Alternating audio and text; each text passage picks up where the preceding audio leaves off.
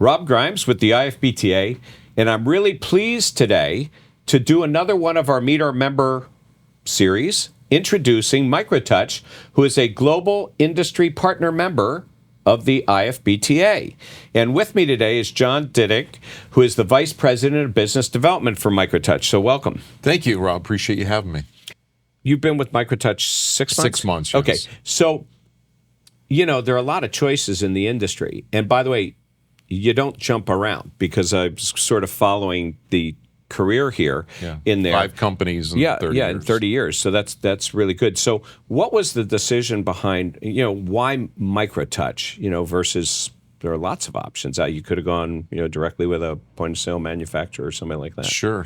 Good question. So being 54 and looking at my career and realizing that what's in front of me is a shorter runway than what is behind me, really wanted to be a part of a company that's doing a lot of things special. And the nice thing about MicroTouch is we're really the only true manufacturer left in this space.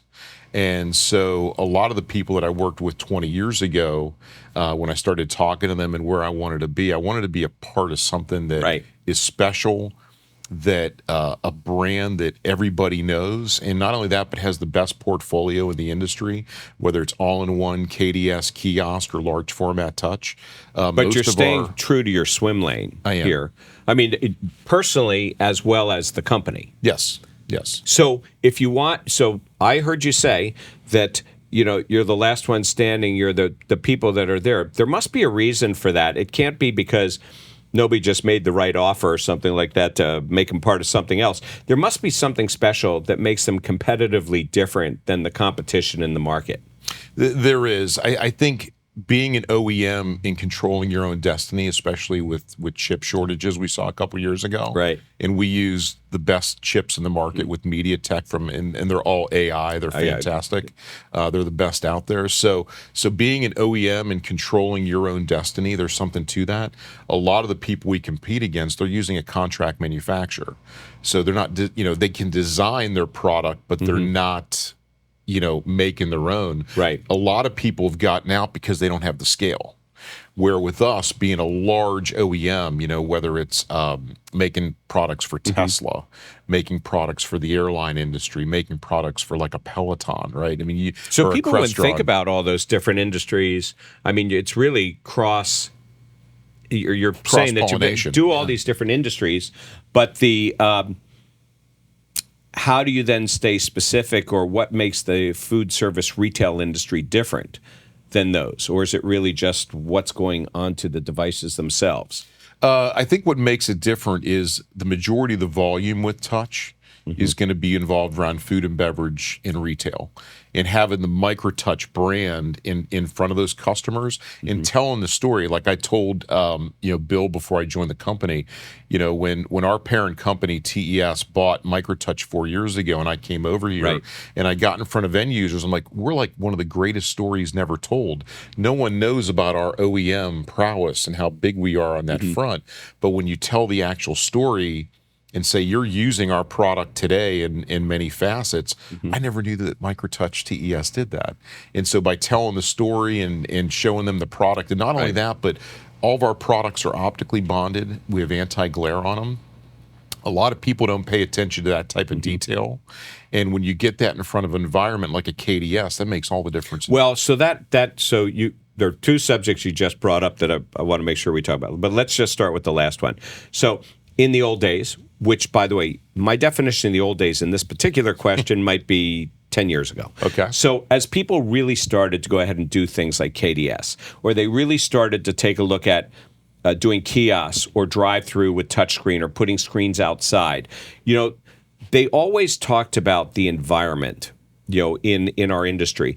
Is environmental consideration still a challenge, for a company like MicroTouch when you're talking about putting something in the kitchen or putting it in an outside place? Absolutely. You got to be environmentally friendly. The parts that go into the product at some point are going to be in a landfill or something like that. You got to make sure that you are green. So I wasn't thinking about that, although that is a very good.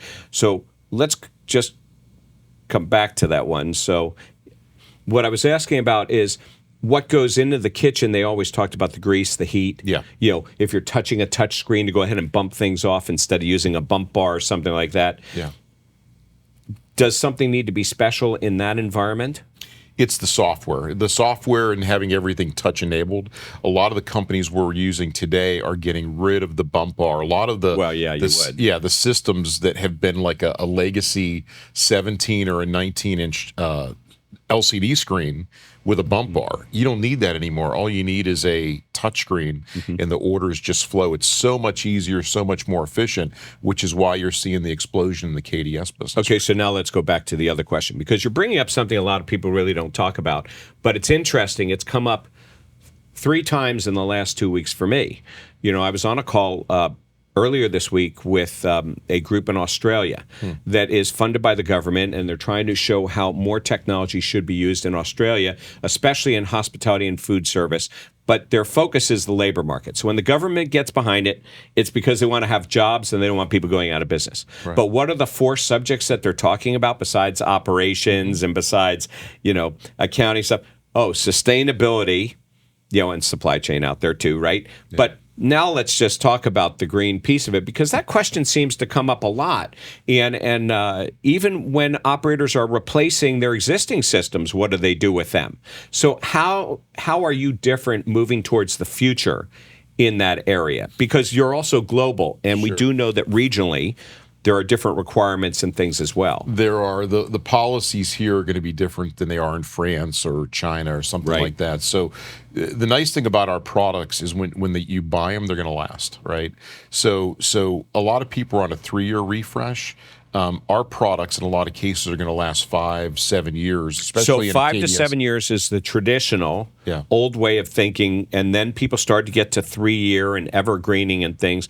But when you're thinking about monitors, it's what's on them. You don't want to have to replace those that often. So that's great if you're going 5 to 7. So think about it. When we were growing up in the 70s and 80s, you bought a refrigerator. That thing lasted your entire time. Yeah, but when you wanted to get rid of it, you had to deal with the Freon. True, right. But it lasted forever. Everybody knows what Freon is, right? Yeah, exactly. Okay, we're not going to get. But our product philosophy is you're going to buy it. The life cycle is going to be much longer. You're going to get a better experience.